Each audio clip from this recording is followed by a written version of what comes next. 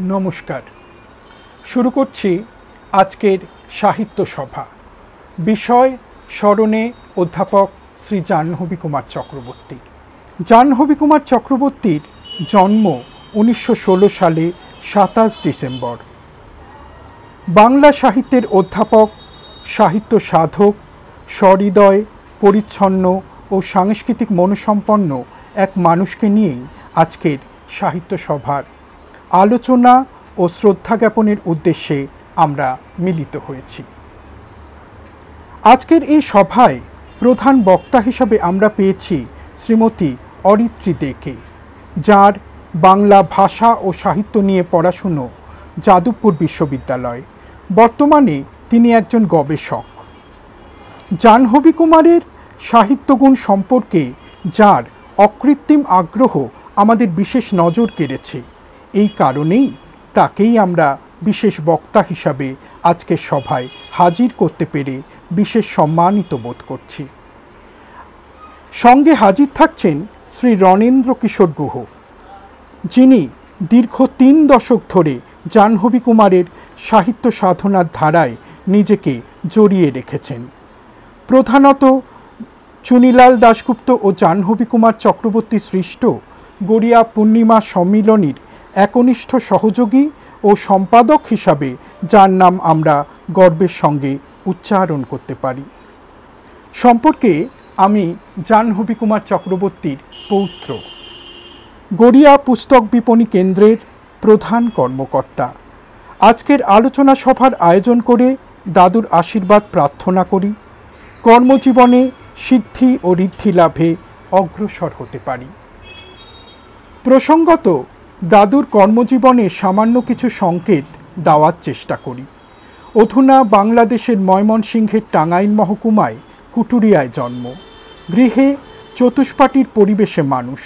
অত্যন্ত গর্ব ও সম্মান করার মতো ছাত্র ও শিক্ষকতার জীবন। 1944 থেকে 1988 একটানা 4 দশকেরও বেশি উজ্জ্বল শিক্ষকতার অভিজ্ঞতা।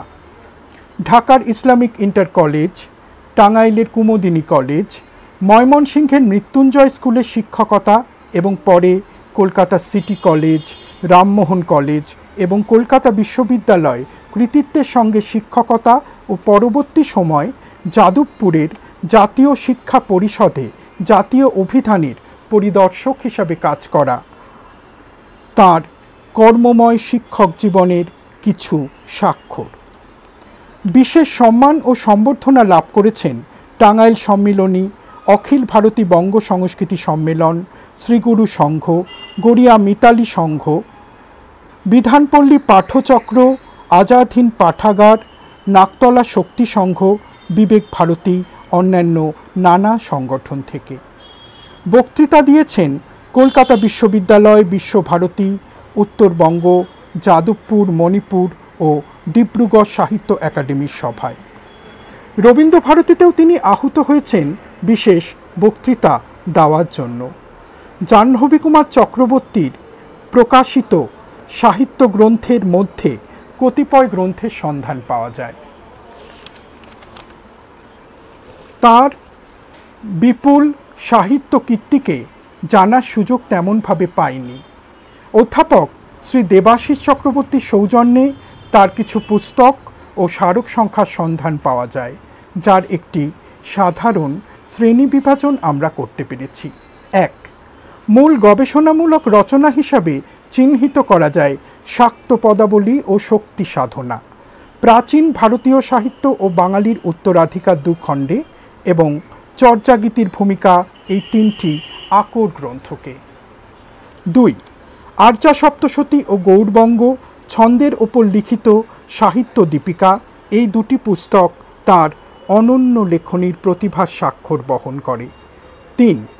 অন্যান্য প্রকাশিত সাহিত্যকর্মের মধ্যে উপন্যাস হিসাবে বিশেষ উল্লেখযোগ্য 3টি গ্রন্থ, সূর্যগঙ্গার ঘাট, পিতৃকন্যা ও দেবীকোট। 4. গল্প সংকলন হিসাবে অসাধারণ পরিচিতি পেয়েছে হিরণময় পাত্র, ভারত সাবিত্রী, নিরঞ্জনা নদীর ঢেউ এবং কাহিনী বিচিত্রা। পৌরাণিক গল্প সংকলন হিসাবে বিশেষ আলোড়ন ফেলেছে বাংলা সাহিত্যে মা।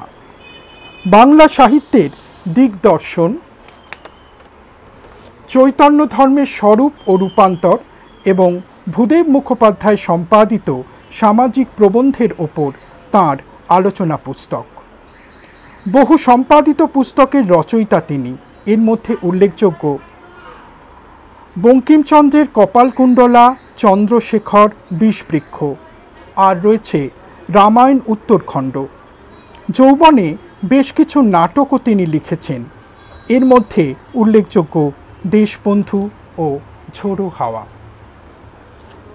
জাহ্নবী কুমারের প্রবন্ধাবলী কিছু সংগৃহীত আছে, যার সন্ধান পাওয়া যায় আনন্দবাজার, দেশ, উদ্বোধন, ওপেন টু অল, কথা সাহিত্য, গঙ্গোত্তরী, দিব্যলোক, জলধি, নিবোধত, প্রণব, মৈত্রী, মালা, সমাজ শিক্ষা, অন্যান্য প্রবন্ধ সংকলনে। আমাদের বাড়িতেও দুর্গাপূজার চল ছিল। দুর্গোৎসব সম্পর্কে বহু প্রবন্ধ লিখেছেন তিনি, যা ছড়িয়ে ছিটিয়ে আছে বিভিন্ন পত্র ও পত্রিকায়। গড়িয়া মিতালি সংঘ, যাত্রা শুরু পূর্বপাড়া পঞ্চদুর্গা, গড়িয়া কিশোর কল্যাণ সংসদ আয়োজিত দুর্গোৎসবে উদ্বোধনী অনুষ্ঠানে তিনি প্রধান অতিথি হিসাবে বক্তব্য রেখেছেন। বিভিন্ন বিদ্যালয় ও সমাজ সংগঠনের সভায় তিনি বক্তব্য রেখেছেন। তার একটি বিখ্যাত প্রবন্ধ পুরনো বাংলা সাহিত্যের দক্ষিণ 24 পরগনার গ্রাম নাম, যা প্রকাশিত হয়েছে দক্ষিণ 24 পরগনা জেলা সাহিত্য সংস্কৃতি সম্মেলনের পত্রিকায়। জাহ্নবী কুমার চক্রবর্তী কলকাতা বিশ্ববিদ্যালয়ে এমিরিটাস অধ্যাপক হিসাবে সম্মানিত হন 1991 সালে।